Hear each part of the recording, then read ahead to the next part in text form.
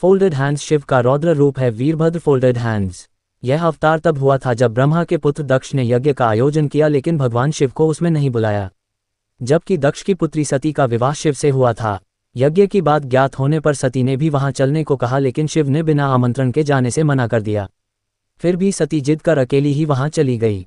अपने पिता के घर जब उन्होंने शिव का और स्वयं का अपमान अनुभव किया तो उन्हें क्रोध भी हुआ और उन्होंने यज्ञवेदी में कूदकर अपनी देह त्याग दी।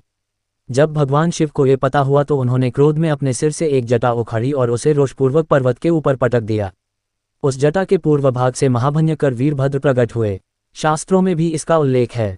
क्रोध सुदष्टपुट साधुर्जटिचटा तैद्व हलिस्टोग्ररोचिषम उत्कृत्य रुद्र सहसोत्थितो हसन गंभीर नादो विसजता भुवि ततोतिकायस्तनुवा स्पृशंदिव श्रीमद् भागवत -4:5/1।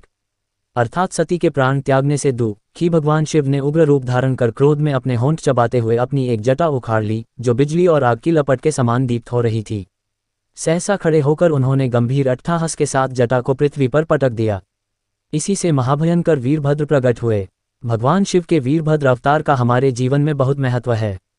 यह अवतार हमें संदेश देता है कि शक्ति का प्रयोग वहीं करें जहां उसका सदुपयोग हो।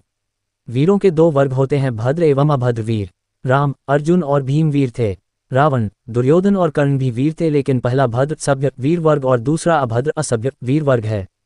सभ्य वीरों का काम होता है हमेशा धर्म के पथ पर चलना तथा निसहायों की सहायता करना।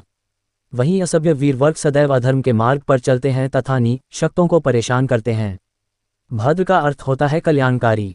अतः वीरता के साथ भद्रता की अनिवार्यता इस अवतार से प्रतिपादित होती है।